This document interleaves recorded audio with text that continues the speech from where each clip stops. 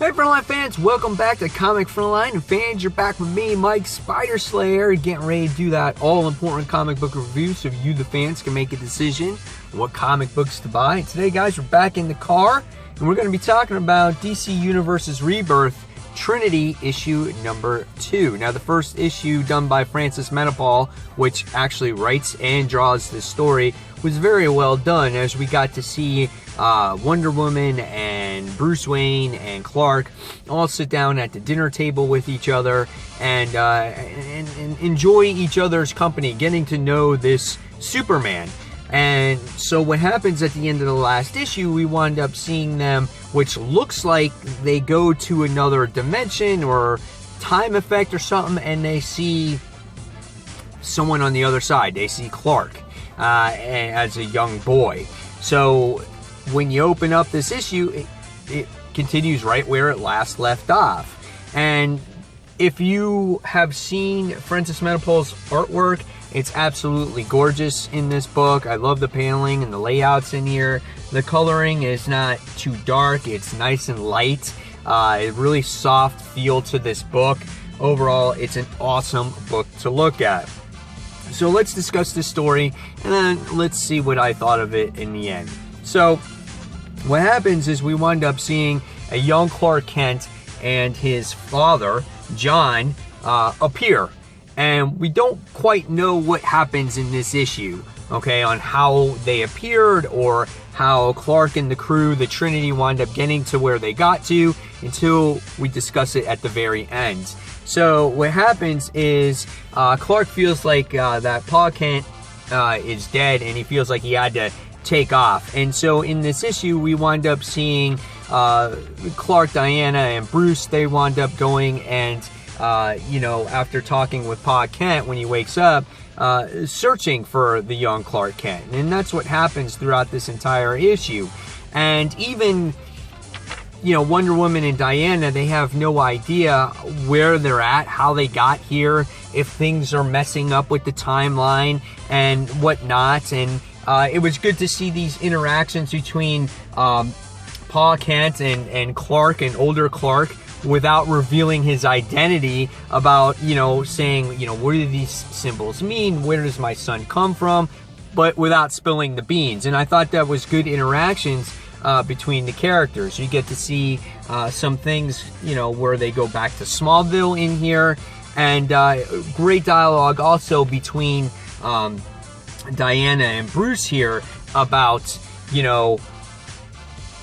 we shouldn't be doing this. Are we messing with the timeline? And Diana sits there and goes, there's nothing more precious than the father-son's relationship. And my hat's off here to the letterer here. There's a lot of dialogue in this, and he had to write it with a softer tone as they're whispering through the issue. So I thought that was really nice. And so by the time we wound up getting to the end of this issue, we wound up seeing that they find the young Clark Kent, and everything is all happy. And then we find out who the mystery character is at the end of this issue, and none other is it Poison Ivy, who is doing this, is captured them in their, the seeds, or is creating this dream sequence. So it's not like this parallel dimension or whatnot. They're actually dreaming this whole situation that happens. So what did I think about this issue? Well, first of all, I didn't think that Poison Ivy would be in here. That was the last person I expected to be doing this, so that was a surprise in myself. And the one thing that I must say that's going on with all these Superman books, that I felt like that maybe they should have gone a different direction in this opening book, is get away from all the different versions of Clark Kent. We have too many of them. At the end of the New 52, we see, Clark die, and then we get our new Superman back. We get the pre-New 52 Superman back, so he comes back. Then when Rebirth happens, we wind up seeing that we have Superman, but then we have another version of Clark Kent. And we don't know who he is at this point in time.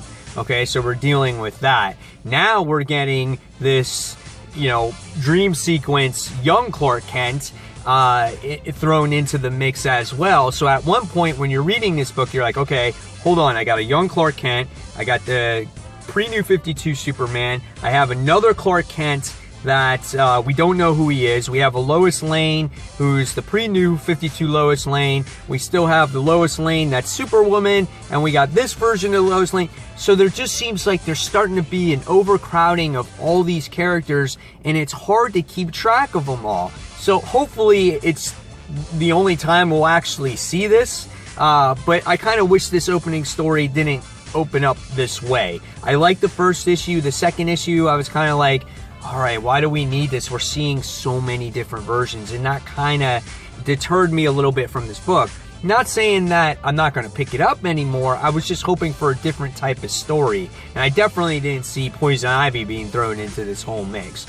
Great character moments in here. I love the interactions between Superman and his father, because he hasn't got to spend time with his father at all. And I love the interactions between Diana and Bruce as well, as those were some good moments. So there's my thoughts there. I think in the end, I'm going to give this one a 3.5 out of 5 stars. I'm just tired of seeing the multiple versions of Superman. Let's do different things, okay? So, guys, leave me the comments below what you thought of Trinity issue number 2. And fans, as always, thank you for watching Comic Frontline. Until the next comic book review, this is Mike Spider Slayer signing off. Take care, guys. See you soon. Bye.